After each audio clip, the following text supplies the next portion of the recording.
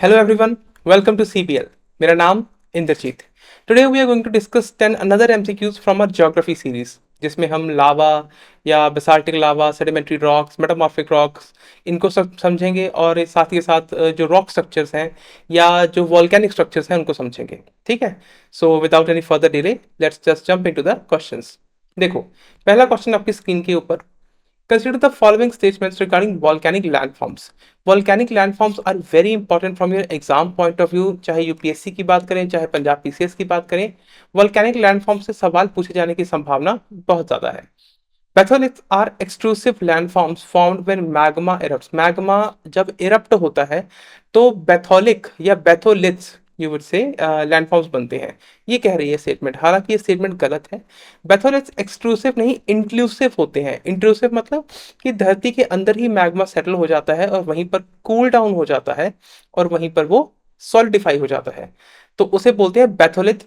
और batholith landform that is intrusive in nature. यहाँ exclusive लिखा है तो ये आपकी स्टेटमेंट गलत हो गई भाई, पहली statement. Then shield volcanoes. Shield volcanoes क्या होते हैं? They are characterised by gentle slope and are primarily based from fluid basaltic lava flows. ऐसा समझते हैं इसको बेसिक से. ये मान लो ऐसे वो है, क्या बोलते हैं, ऐसे वॉल्केनो है तो इसमें से ना लावा निकले जा रहा है. लावा निकलता है सॉलिडिफाई हो जाता है, लावा निकलता है सॉलिडिफाई हो जाता है, तो ऐसे जेंटल स्लोप बनती जाती है. इसको बोलते हैं शील्ड वॉल्केनो. शील्ड वॉल्केनो एक ऐसी लैंडफॉर्म है जिसमें जैसे मान लो ये लावा है, ठीक है, ऐसे बना लेते हैं थोड़ा सा, तो लावा निकल रहा है. लावा निकल रहा है और वो बहुत, क्योंकि स्लो मूवमेंट है तो वो ऐसे कोई ब्लास्ट नहीं हो रहा है. वो क्या कर रहा है, थोड़ा सा लावा निकला और सरक गया. किसके ऊपर? जो साथ में स्लोप है, स्लोप के ऊपर जा रहा है, जा रहा है, धीरे धीरे सॉलिडिफाई होते जा रहा है. तो इसे बोलते हैं shield volcano. Shield volcanoes are characterized by gentle slope and are primarily formed by, or you would say built by, fluid basaltic flow. ठीक है, this statement is true. Sorry, composite volcanoes consist solely of lava layers without any projectile material ash deposits. Composite volcanoes consist of solely of lava layers. नहीं, ये statement गलत है. This statement is wrong. तो आपकी हो गई statements two correct, sorry two incorrect, एक correct. How many of the statements are incorrect? आपसे क्योंकि इनकरेक्ट पूछा है तो your answer should be two only, that is B. Right, perfect. देखो next question. With reference to the, sorry, consider the following statement regarding the intrusive volcano. Intrusive आ गया. Intrusive अभी हम समझ के आए हैं कि बैथोलिथ्स जो होते हैं दे आर इंट्रूसिव लैंडफॉर्म्स, धरती के अंदर ही. अब इसकी डेफिनेशन समझ लो. Batholiths are large granitic bodies formed by the cooling of magma deep within the earth's crust. मतलब वो लावा भट्टी से बाहर निकला ही नहीं, वो लैंडफॉर्म यानी जो क्रस्ट है उसी के अंदर रह गया, वहीं जम गया, वहीं सॉलिडिफाई हो गया. और जब वो बाहर निकलते हैं, they are often expose on the surface only after extensive erosion. तो दिस स्टेटमेंट इज ट्रू. अभी तो हम डिस्कस करके हटे हैं. Laccoliths are dome-shaped intrusive feature that forms when magma creating blisters-like structure connected by pipe-like conducts. This statement is very much true. ये कथन सही है. Dikes क्या होते हैं? थर्ड स्टेटमेंट देखते हैं. Dikes are horizontal sheet-like intrusions. नहीं, horizontal नहीं होते हैं. Actually, dikes are completely vertical in nature. Horizontal और vertical क्या होता है? देखो, जैसे ये horizontal shape है ना, या horizontal inclination है. This is vertical. तो जो डाइक्स होते हैं ये कंप्लीटली वर्टिकल होते हैं, कंप्लीटली नहीं बट मेजरली वर्टिकल होते हैं. तो यहाँ पर जो वर्ड है हॉरिजॉन्टल, इसकी वजह से ये स्टेटमेंट हो गई गलत. Dykes are vertical intrusions that solidify parallel to the bed times. ठीक है, ये beddings. This statement is wrong. This statement is wrong. तो आपकी थर्ड स्टेटमेंट गलत हो गई. 1 and 2 A would be your correct answer. ठीक है जी. नेक्स्ट क्वेश्चन देखें अब. Consider the following statements regarding the types of volcanoes. देखो, शील्ड वोल्केनो हम अभी समझ के आए हैं. शील्ड वोल्केनो क्या होता है कि ऐसे एक वोल्केनो है, बीच में से निकल रहा है लावा. लावा क्योंकि स्लो है तो धीरे धीरे मूव कर रहा है और धीरे धीरे सॉलिडिफाई होता जा रहा है, तो ऐसी शेप बनती जाती है. इसे बोलते हैं shield volcano. Shield volcanoes are characterised by gentle slope formed primarily from fluid basaltic lava which flows and are typically associated with non explosive eruption। मैंने अभी अभी बात बोली कि भाई कोई ऐसे ब्लास्ट नहीं होता है, ठीक है, बहुत स्लो मूवमेंट होती है, non explosive eruptions। this statement is correct। Then cinder cone volcanoes are large, steep-sided structure built from alternating lava and pyroclastic materials, often resulting in highly explosive eruption। जी नहीं, ये स्टेटमेंट यहाँ गलत हो जाती है। Cinder cone volcanoes का इससे कोई लेना देना नहीं है, ठीक है। लावा डोम्स, लावा डोम्स क्या होते हैं? लावा डोम्स आप ऐसे समझो कि दे आर हाईली विस्कस लावा जब पाइलअप होता जाता है near the very opening mouth of the volcano, ठीक है, या वेंट जिसे हम बोलते हैं। जैसे यहाँ पर जो हमने ये बनाई ना शेप, एक काम करते हैं, एक और बनाते हैं, ऐसे नहीं, ऐसे बनाते हैं, ठीक है। जो ये ऊपर सर्कल सा दिखता है इसे हम बोलते हैं डोम, ठीक है, या वेंट कह लो, सॉरी डोम नहीं बोलते इसे, या वेंट कह लो या ओपनिंग कह लो, जैसे मर्जी। Lava domes form from highly viscous lava, highly viscous यानी उसकी विस्कोसिटी बहुत ज्यादा है। अगर विस्कोसिटी ज्यादा होगी तो व्हाट विल हैपन, तो वो बहुत स्लो मूव करेगा, राइट।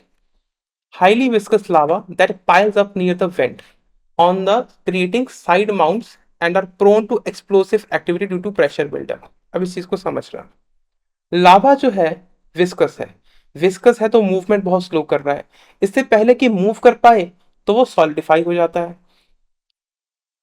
इसको मैं डोम कह रहा हूँ, ठीक है। बेसिकली ऐसे समझो कि इसके नीचे ना लावा ऐसे आ रहा है, ठीक है। अब डायग्राम पे ध्यान दो, इसके नीचे से लावा ऐसे ऊपर की तरफ आ रहा है, लावा आ रहा है, पर क्योंकि लावा विस्कस है तो ऊपर की जो सरफेस है वो जल्दी सॉलिडिफाई होगी। अब क्योंकि सॉलिडिफाई होगी तो वेंट के नीचे से लावा तो ऊपर की तरफ प्रेशर बना ही रहा है, ठीक है। अब ये धीरे धीरे धीरे इतना प्रेशर बिल्डअप कर लेगा कि अल्टीमेटली यहाँ पे एक्सप्लोजन होगा, ठीक है। This is called lava Doms.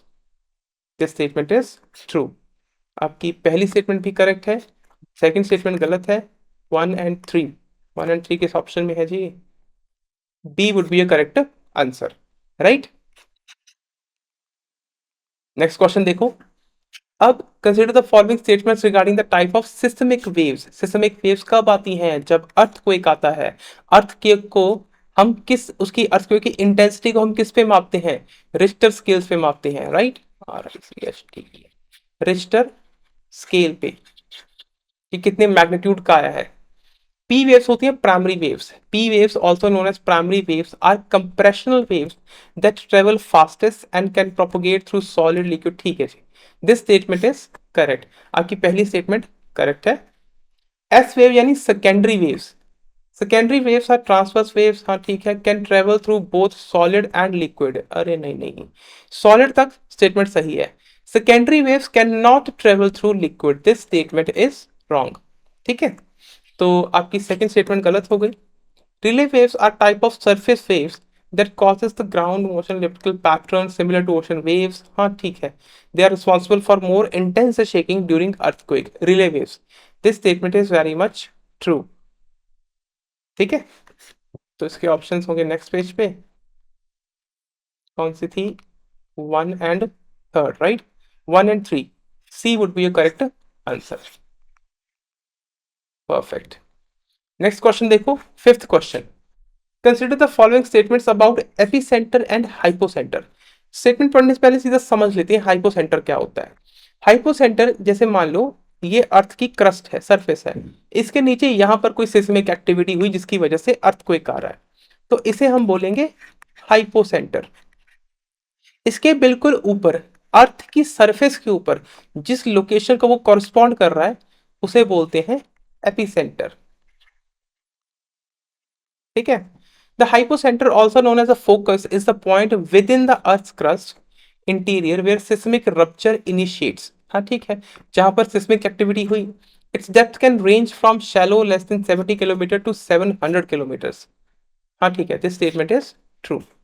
The epicentre is the underground point. अरे यहीं पर जाकर ये तो स्टेटमेंट गलत हो गई भाई, अंडरग्राउंड पॉइंट नहीं होता है, मैंने अभी तो समझा है कि एपिसेंटर सरफेस के ऊपर वो लोकेशन है जिसके नीचे हाइपोसेंटर है, तो this statement is wrong, right.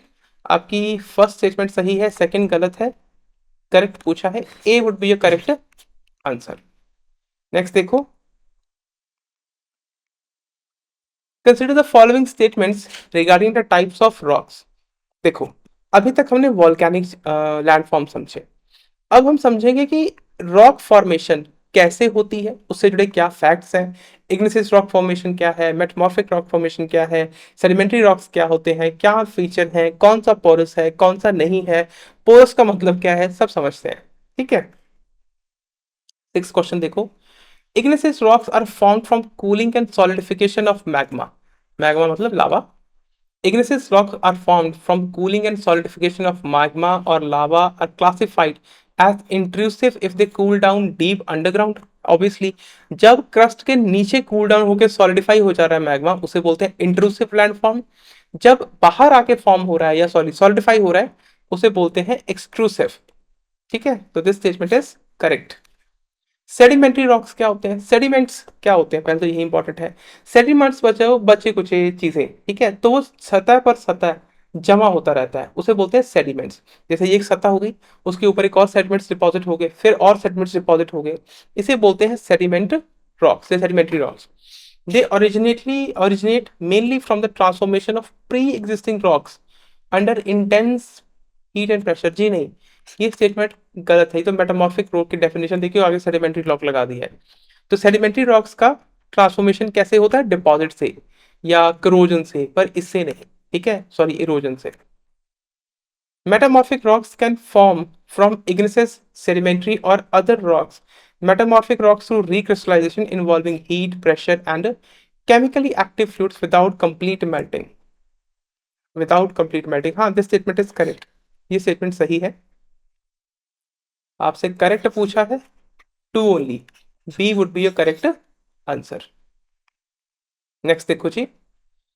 With reference to, sorry, वो बोलने की ऐसी आदत है। Consider the following statements regarding characteristics of sedimentary rocks. अब सेडिमेंट्री रॉक के बारे में समझते हैं। दे आर टिपिकली स्ट्रेटिफाइड, सही है। एग्जिबिटिंग लेयर्स, जैसे मैंने पहले ही बताया कि भाई ऐसे लेयर, फिर उसके ऊपर डिपॉजिट एक अलग लेयर, फिर लेयर, फिर लेयर, ऐसे लेयर्स होती हैं।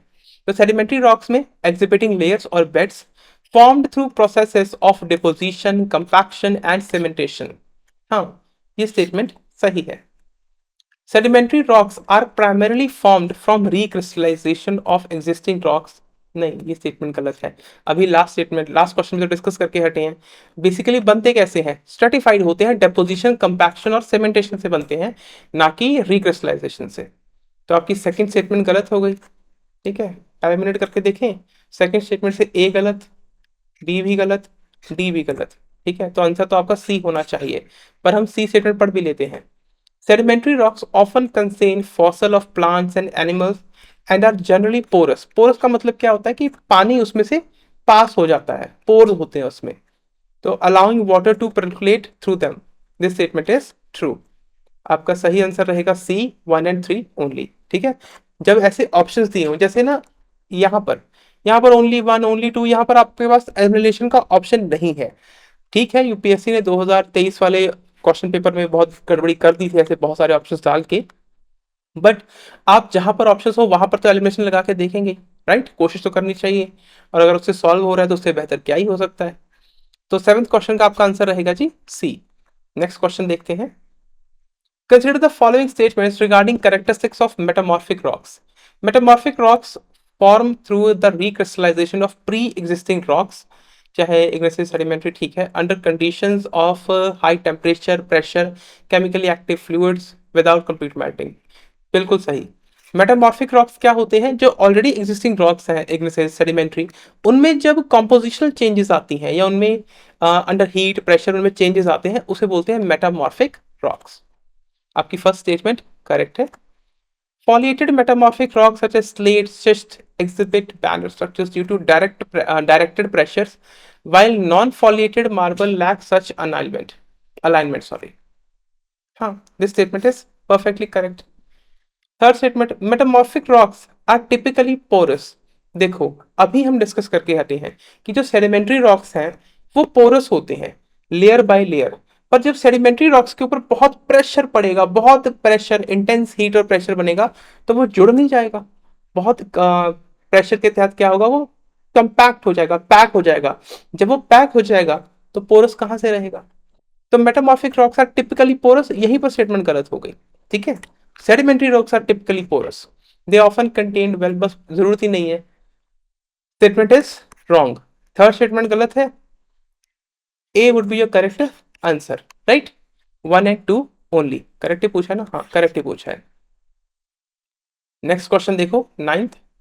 Calders are large bowl-shaped depression formed primarily by collapse of volcano summit after underlying magma chamber is emptied during the explosive eruptions. Very good, very simple statement है। जब हम volcano की बात करते हैं तो वोल्केनो जब एकदम से फटा तो उसके अंदर से सारा लावा बाहर निकल गया। जब वो बाहर निकल गया तो एक बाउल्स जैसी शेप बन जाती है, ऐसे समझो, ऐसी सी शेप बन जाती है। इसे बोलते हैं calderas. They are large bowl shape depression, ठीक है, formed primarily by collapse of volcano summit after the underlying magma chamber is emptied during explosive eruption. This statement is true. Stratovolcano, also known as composite volcano, are characteristic steep slope built from alternating layers of viscous lava. The statement is true. ठीक है, they often lead to highly explosive eruptions. बिल्कुल ये कथन सही है जी। तो दोनों ही कथन सही हो गए ये तो। Which of the statement is correct, both 1 and 2। C would be your correct answer, ठीक है। नेक्स्ट देखो, last question of the class. Which of the following statement is correct about Barren Islands. ये तो फैक्चुअल क्वेश्चन हो गया, ठीक है। चलो बैरन आइलैंड्स को समझते हैं। It is India's only active volcano. नहीं, this is not the only active one.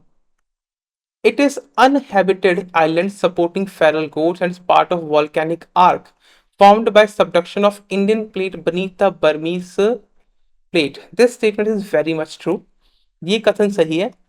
It is अनहैबिटेड island, यहाँ पर कोई नहीं रहता है, supporting Feral quotes and part of volcanic arc है बेसिकली, ठीक है। जब इंडियन प्लेट बर्मिस प्लेट के नीचे सबडक होती है तो वहां पर ये फॉर्मेशन है या वहां पर ये आर्क है, ठीक है। तो दिस स्टेटमेंट इज ट्रू। आपका सही आंसर रहेगा बी। परफेक्ट। चलो जी, बहुत बहुत धन्यवाद। हम मिलेंगे नेक्स्ट वीडियो में, तब तक अपना ख्याल रखें, खुश रहें।